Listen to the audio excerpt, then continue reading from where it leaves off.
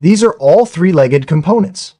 How to distinguish whether it is a transistor, a field effect transistor, or an IGBT is actually very simple. We just need to connect it to this tool and press a button, and it can automatically identify and tell us the type of component.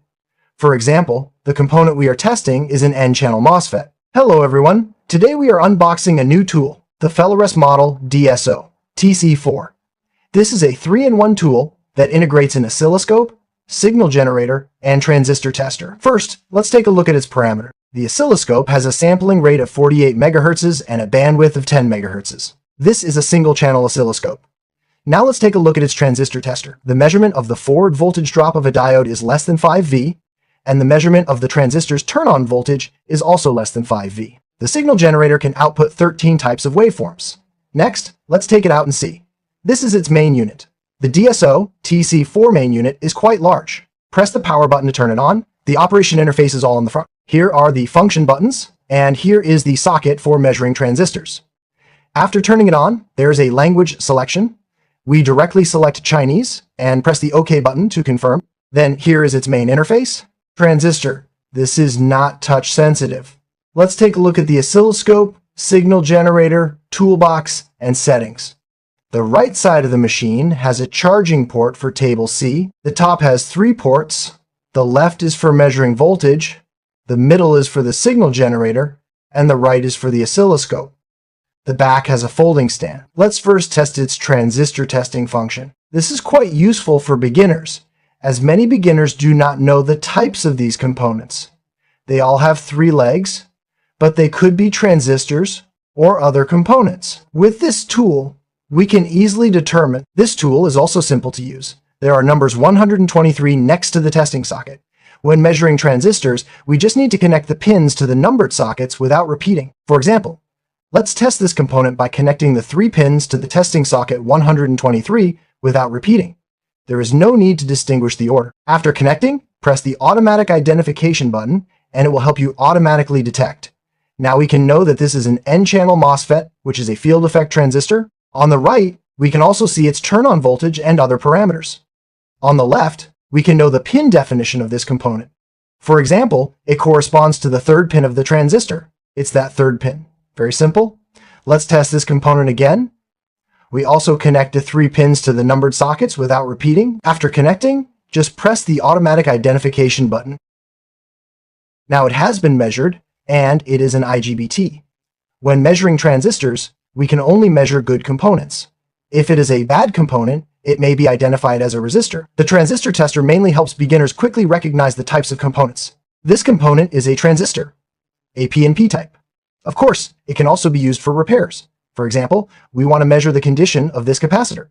This is a 470 microfarad capacitor. During repairs, we can use this tool to determine the condition of some components. Now, it has measured its capacitance as 481 microfarads. In addition to capacitance, we can also measure the loss value of this capacitor and measure the ESR equivalent resistance of the capacitor. This is an inductor. To measure its inductance, we can also use this tool. Let's see what the inductance of this inductor is. Now it has been measured, and the inductance is about 1 millihenry. If you don't recognize these color band resistors, we can also use it to find out the resistance value. It measures this resistor is about 3,300 ohms. Next, let's try the oscilloscope. To use the oscilloscope, we need to connect the probe. Let's see what accessories it has. Inside, there are test leads, data cables, oscilloscope probes, and crocodile clip probes for the signal generator. There is a small connector for the oscilloscope probe adapter. Connect it to the oscilloscope probe, and then connect the other end to the oscilloscope probe terminal on the main unit. This clip is the grounding clip for the oscilloscope probe. Just clip it on. This is the crocodile clip used for the signal generator. We will connect it as well. When using the oscilloscope to measure the internal signal waveform of this machine, there is no need to connect the internal signal grounding clip. Just connect this probe to the red crocodile clip. Now it has measured, and it is a sine wave. If there is no waveform, you can press the automatic identification button. It will also be more convenient for beginners to use. This waveform is provided by the signal generator. Now, this signal generator is also a sine wave. We switch the signal generator to a square wave and then go back to the oscilloscope to see. Now, the oscilloscope has detected a square wave as well. Next, let's take a look at this toolbox. In here, we can measure voltage. The voltage range is 0 to 40 V. To measure voltage, we need to connect this crocodile clip lead to the left socket. Then we connect the battery to measure the voltage of this 9V battery. The measurement is 91V. The second item is continuity testing, which tests the continuity of the circuit. The third item is to measure the reverse voltage of a diode. If you encounter a voltage regulator diode with an unclear model, we can measure its voltage regulation value. The socket marked K and A is for measuring voltage regulator diodes. K is for the cathode, J is for the negative side of the diode, and A is for the anode, the positive side of the diode. After connecting, it will automatically identify the voltage regulation value of this voltage regulator diode. This is a 15.8V, which is a 16V voltage regulator diode.